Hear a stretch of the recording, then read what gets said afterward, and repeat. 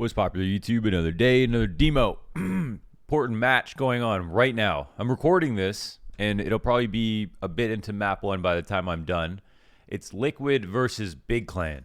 And why this is big, why this is important, is because I'm gonna be I've put something on the line, okay, for this match.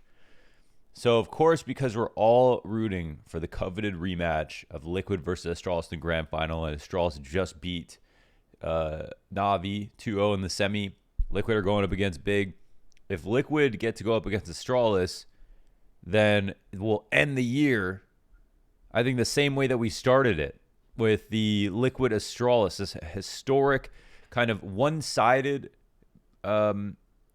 rivalry, right? It's been one that it has been relatively one-sided, but at the same time often close. Like Astralis are winning, but Liquid have always gotten very close. So I think that's what would make this really, really interesting. Now, we did see Liquid get mopped up by Astralis at DreamHack winner, but of all the teams since the NA teams have come to Europe, a lot of the teams, including Astralis, including Vitality, including Big, a lot of teams have become very good for this last leg of the year.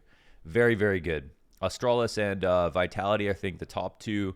Navi close behind, in my opinion, and Big somewhere in there. I need more consistency out of Big to see if they're real, because in this online era, things are changing so much.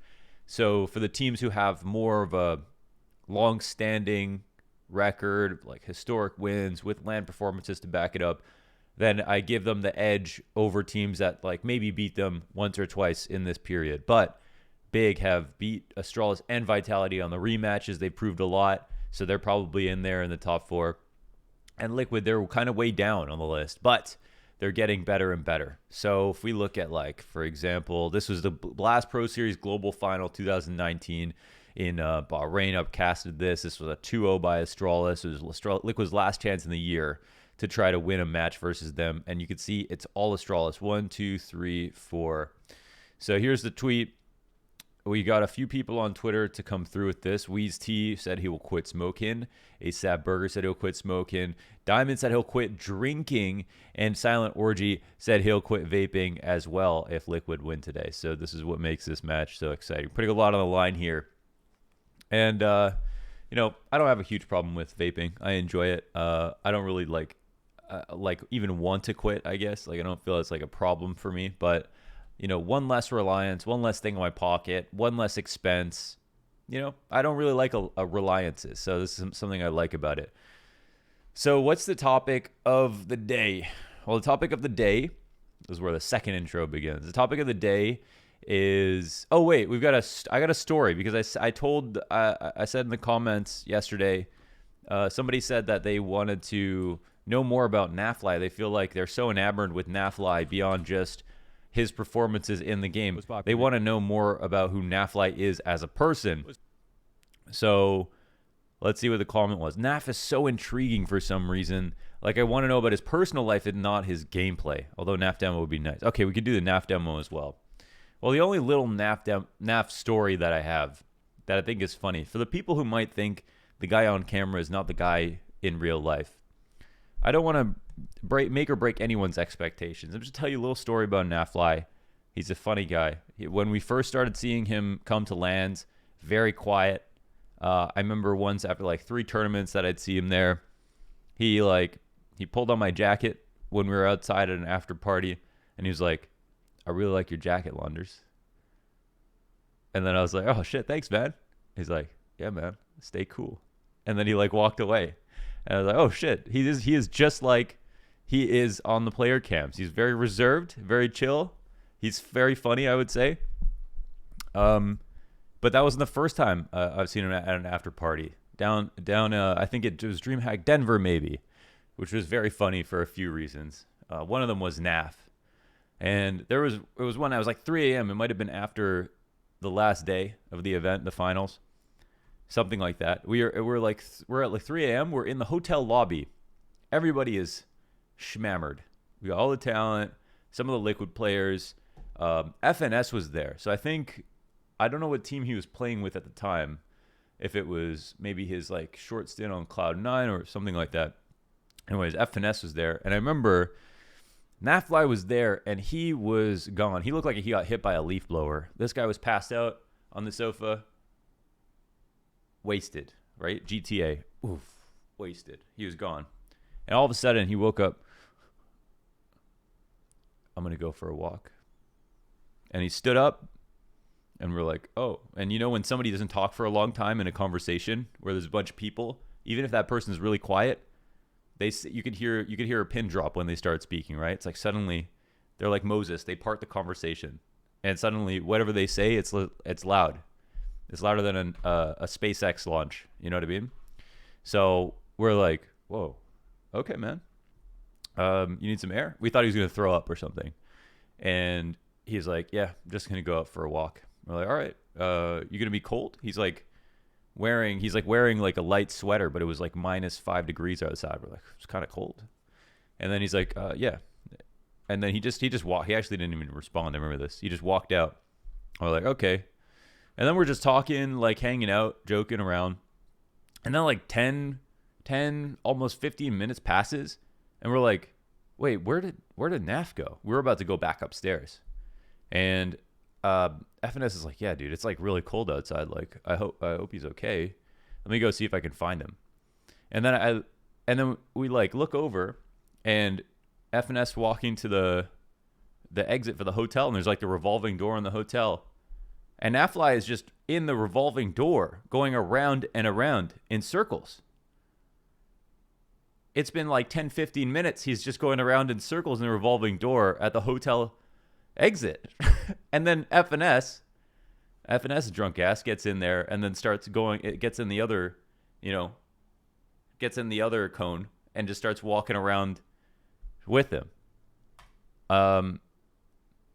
Couldn't believe it. And then eventually Naf came out, and then he just walked over to the hotel, walked over to the elevator, and presumably went up to go get some sleep.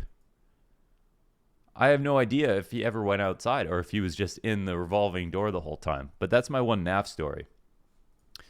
So yeah, okay, now we're done with the Naf story. I gotta hurry up because we got this match coming up. But this topic is very interesting today.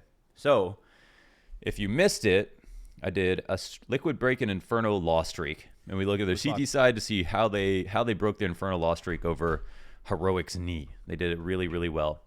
And then I also looked at Big and how they improved their CT side Inferno after getting 14-1 by Vitality's T side on Inferno, how they improved to 6 rounds versus Vitality, which is a pretty big improvement. Now we're going to look at another thing with Inferno to reinforce this idea of making sure you get information on CT side and how all top teams do it, and why you win rounds if you get info and you lose rounds if you don't.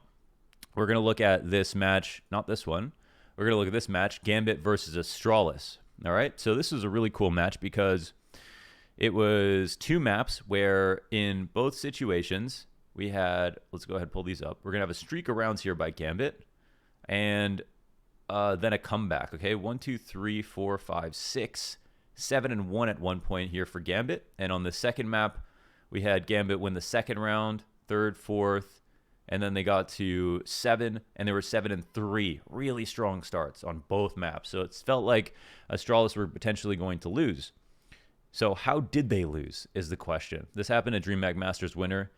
Potentially huge upset win. Gambit had 2-0'd Complexity, 2-0'd they 2-0'd the Juggernaut and the Colossus, and they're the third X-Men, as Connor tweeted. That was such a good tweet. That Gambit, the third X-Men, none of us realized that was there the whole time. And then came into this Astralis match after they got knocked into the lower bracket by Godsent and started 2-0ing everybody. I thought, okay, here is a really interesting challenge, something new. So why did they lose? How did they play so well and then end up losing? It's because they played scared. So I, after the game ended, talked to Nafany, who's the IGL for Gambit, in the post-game interview. And he said people were very nervous after the interview. He said himself. So I would never say a team is nervous, I don't think, by my own conjecture. I feel like sometimes it's very hard to see. It's not really my place to say. But he said himself that the team was nervous. And then I said, you guys were doing a lot of aggressive moves, and then you stopped and slowed down.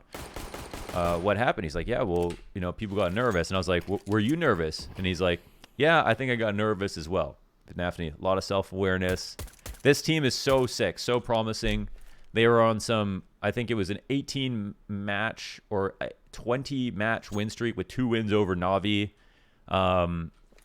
overall, and like leading into DreamHack Masters, something absolutely absurd. So super promising, like virtually a tier 1 team. And we're going to see that Gambit actually look like a tier 1 team through and through in the first 7 or 8 rounds of the half. And then after that, it's really just about how they beat themselves. So once again, I'm going to be the observer here. And I'm no Prius, but I'm going to try to get the kills that I can. And I found it is more interesting to watch a half from everyone's perspectives, because I can see kind of I can see more of the story. There's always kind of something to talk about if there's ever a boring situation for a person in a position. Then, oh, this is actually a crazy round. Oh my god, I remember this. This is Axile looking for the 1-on-3. Look how he handles this position perfectly. 8 seconds left, and Device headshotted last player. So nuts by Axile. Such an incredible pistol round. It was like, holy crap. I think Device actually ran out of ammo because he picked up a USPS. I think he also said that in the post-game interview. So he wasn't trying to knife him for no reason. He just didn't really have another option. But Axile is a player who Nafany says he's a star player. He's super talented. He's in school. He has a girlfriend. He said Axile can do everything. He said he's a genius. But Nafany, he's the IGL of this roster. I think he is also up there, genius level. Very good stuff. So first round is over. They survived barely. The 1v3 on the pistol. And now we've already got the push down banana here with the 2 MP9s. Playing nice and close up. Very aggressive in this situation. And sometimes it's a risk to play this far down, specifically with the MP9s. But the MP9s only have so much value, even as rotators, playing back in the sights. So, versus just Glocks, knowing that Astralis didn't plant the bomb, they're feeling pretty comfortable about hanging around here. So, let's see. Who would you spectate in this situation? The T coming in? No, you spectate Nafany. Nafany's going to definitely farm all these kills. And then Hobbit on the way back out. It's a very important grab onto Device, who has a Deagle to work with. And Flash comes over to assist him. Look at the good teamwork here. Shiro. Look, 5 kills that go into the MP9. Such a strong start already here. 1v3 on the pistol. 5 SMG kills on round 2 with only 1 death. What more can you ask for? And now they're just going to run it down mid. It costs Hobbit his life. This is, of course, a great strategy for a bonus round. The only reason it's not more common on rounds like this is just because it can be a bit obvious, right? If a team doesn't lose any players on the second round, then the odds that they're going to try to do something crazy on a bonus is very high. So doesn't mean it can't work, doesn't mean it's a bad idea. But here we are, 4v5 versus AKs, and we've only got 2 rifles. One of them's a FAMAS. Axile's the M4 though. So look at this Gambit. As soon as they lose this top bracket, top banana car area, they flash, they retake it. They have 2 flashes, a smoke as well. And they've got the stack back on the site. They're actually trying to bait Nafany into taking a duel and then having the Astralis players come forward. So he's looking to be able to trade out here. And then when they kill him, hopefully run into the site while there's 2 players left over. That's why he's sitting here all alone. So a very good bait setup. And look at Nafany go. He is melting him down like a cheese string in the microwave here at the FAMAS. And it's Axile over on the A site, but no bomb in hand here for Astralis. Really tough round. What more can you ask for than a 3K spray down with a FAMAS versus AKs? And this is where, whoa, Astralis, they're losing handedly. Some really highlight rounds coming out here from Gambit. You would be nervous if you were Astralis or you're watching as an Astralis fan. Wait, what's happening? How are they getting out-dueled? How come the CT setups look good? And now with some damage in, they peel back into the sites. Really pragmatic Counter-Strike, of course. I keep trying to hammer this idea in. When you're up numbers, you can pull back. But until then, you got to fight for information or you will lose to the better team. I want this to be understood. So now in the 3-on-5 situation, they can go collect a bomb. And this isn't a bad spot to go for Astralis in the 3v5. 2 players in B site. It's still, 3v2 in the site. But you would give the edge to either CT for at least 1 kill. And it looks like they're doing even more than that here. Really good stuff. Nafny gets the extra damage, and Shiro can dive the plant, surely. Oh, wow. He won't even run in for it. I'm kind of surprised about that.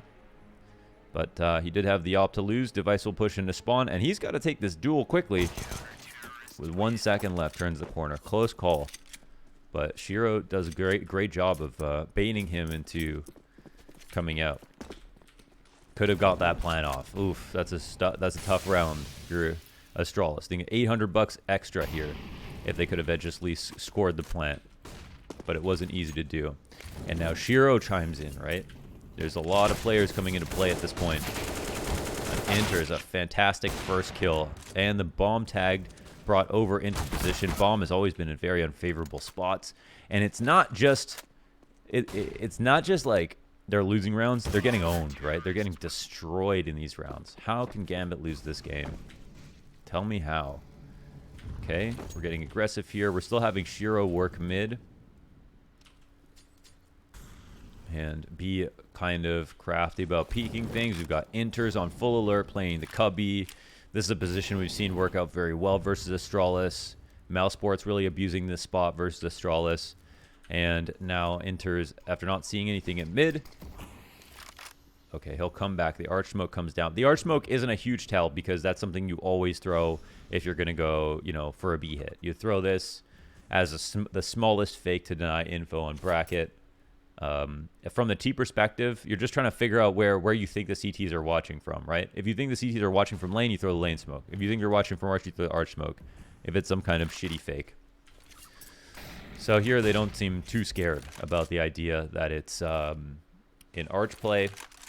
Shiro will smoke this out. A late Moto smoke comes down, but it's not going to shy away the stack.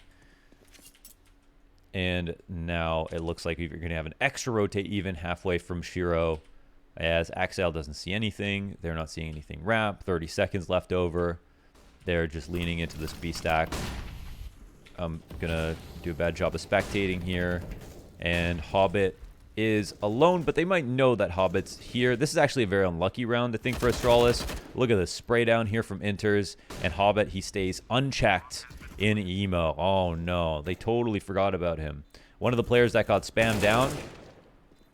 one of the players got spammed down crossing was going to go clear out Hobbit and emo. They knew he was here, but they lost this. And then this is where it's like, oh, rain zip pours. Gambit, even when they don't necessarily have all the right information or they lose the opening kill, they still are winning off of pure aim duels. And that's that. Sometimes it's going to be a mixed bag. I think overall Gambit did a pretty good job of looking for information early parts of the round, and whatever. But we could see the attitude is changing a little bit. No fast opening kill.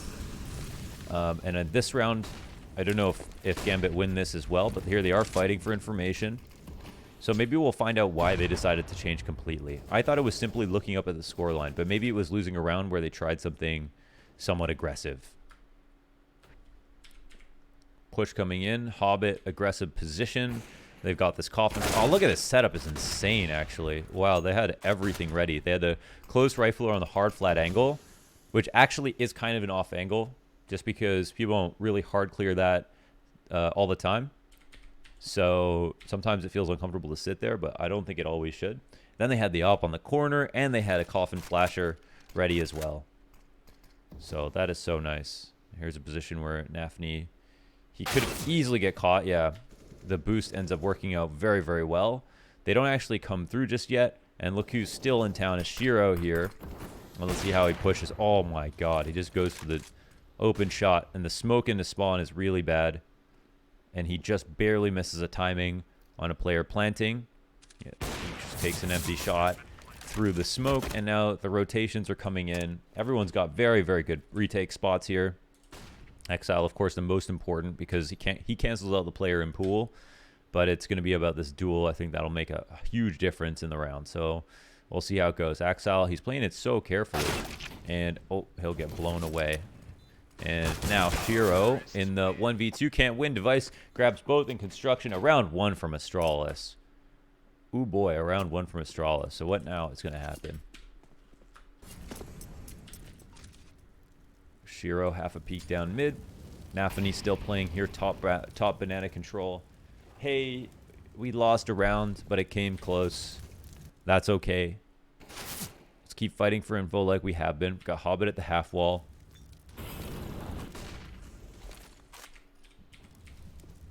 And he sees one. Also, awkward situation. He sees one cross. He tries to chase it down. The smoke's coming up for him, and that play kind of wears out its novelty. So now, unfortunately for Gambit, they've got to make a really difficult decision.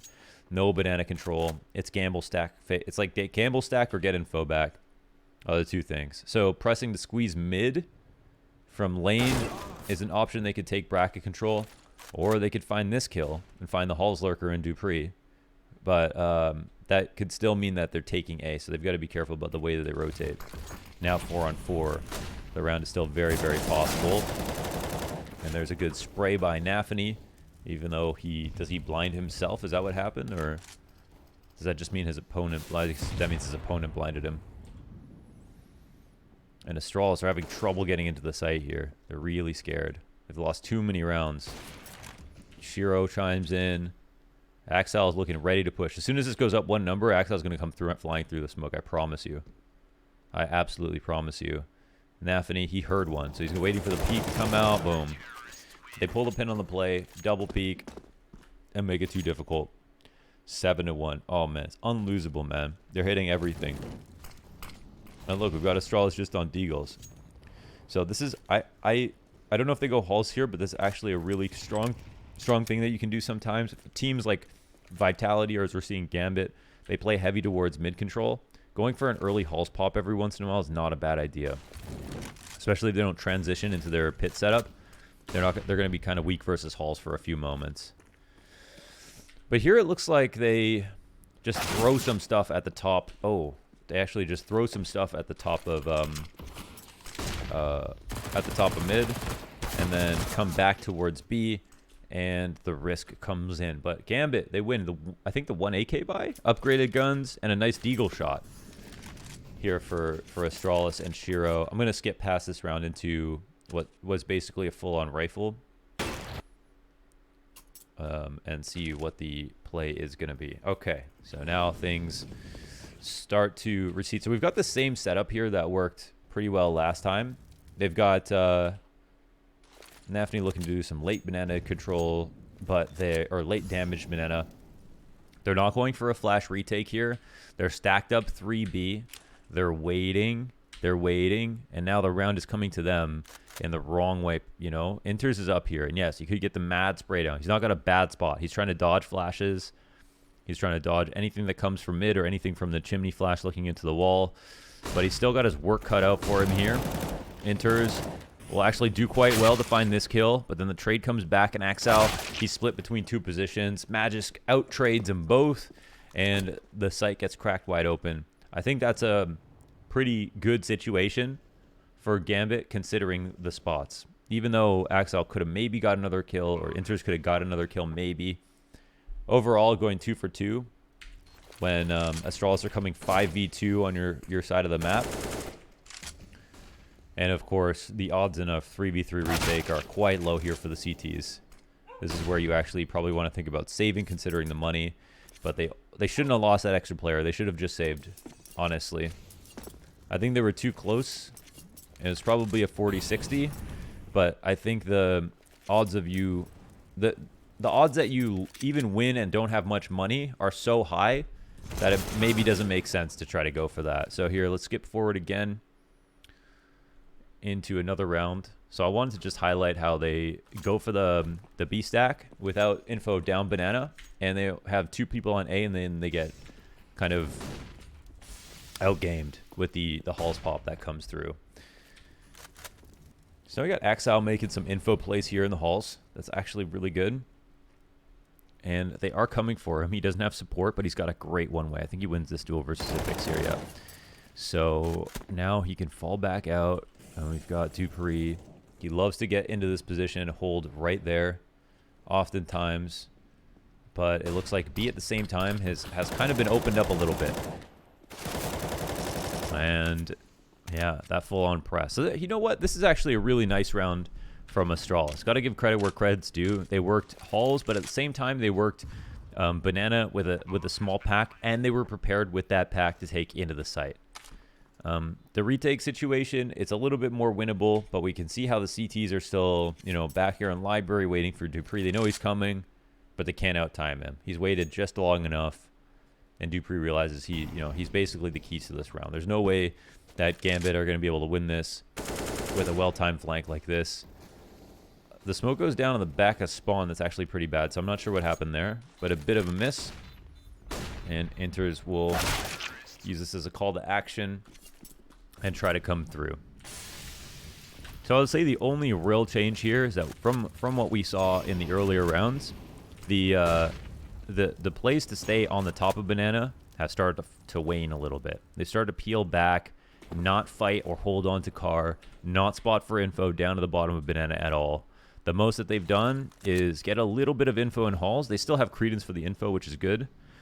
But keeping one in lane, one in halls, and then look, they started to turn into Navi here, okay?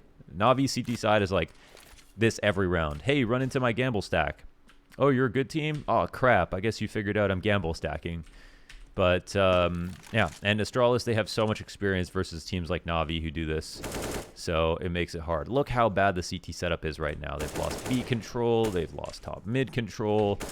It's the world is your oyster if you're Astralis. This is the exact... Take a screenshot of this. You ever see this in a match? This is the exact worst situation for a CT that you could ask for. The only problem for Gambit, of course, low nades. Probably losing a little bit of confidence since they started out so hot. They're scared of a little bit of everything now. Devices entries on B. That Halls pop that came in. But they're just... Gambit, they're just a slave to the rotates. Going towards A when there's 3 is... It's just as good as going towards B when there's 2. You want to have 4 on A if possible. So, Inters, he'll come through. The hold's actually not bad, but I think he gets spammed down in the corner. And Axel, how well will he play this? 10 seconds left to get the bomb down. Shiro, oh, he absolutely must hit that shot. That is a ridiculous 1 deagle kill. And the bomb does eventually get planted. So, okay, here's a position where, surely you'll be able to pull this back. So that's well handled on the site. Kind of nice how Axel took numbers. The 2 players come in there. And you know what? Maybe it could have been 4-on-1 if Shiro didn't get 1 deked. But nice shots are hit both ways. Either way, Gambit still win the round that way. With 3 players up, they all do really well to get their kills. And I think, obviously, the reason that a lot of teams will use those setups is because they've seen success. But it doesn't mean that it's the best possible round, right? A lot of... I think... Oh, hold on. They're actually creeping up on lane here. And we're low on info again on the A site. And look, they just let him get all the way through. So I think it feels like they started to call him out on this specific thing, that they're playing without info. And they walked all the way from top mid into the site and cracked him open. What happened to Shiro holding mid with his up? What happened to holding bottom banana control so you could have 4A? These are the things that you really want to see for Gambit to show that they're playing with confidence and to show that they kind of understand what Astralis are going to be able to do against them if they know what half they're going up against. What kind of half they're going up against. As soon as Glaive figured out what they were doing, he made a good call by calling the... I think it was Eco. We had a 1 dig on banana and then a Halls pop to follow, something like that. And then, yeah, there were some good rounds in that comeback from Astralis too, where Gambit didn't necessarily do anything that badly. There's definitely been worse halves, especially leading up to comebacks like this. But overall, we saw how good Gambit could play, what they got away with when they were holding, and how aggressively they started out holding on banana. And see those rounds 1 into more and more passive every single round. And then, as I said when we did the interview with Nafany, he said we were scared and we started changing the way we play. The interesting thing was he said that they actually play versus Astralis quite often in scrims because the tier 1 teams don't like to play against each other. So he said that he kind of knew how to play against Astralis and whatever, but because it's a big match at a big tournament, the pressure started to get to them. But tons of hope for Gambit. They look super good overall, and yeah, they completely dumpstered Complexity in Cloud9. So looking forward to see more of the Gambit matches. You guys put me on Shiro and Axel a long time back. Now we're talking Nafany a little bit. Really excited about for the future of this team. So I hope you enjoyed that one, and let's go big clan so I can keep vaping.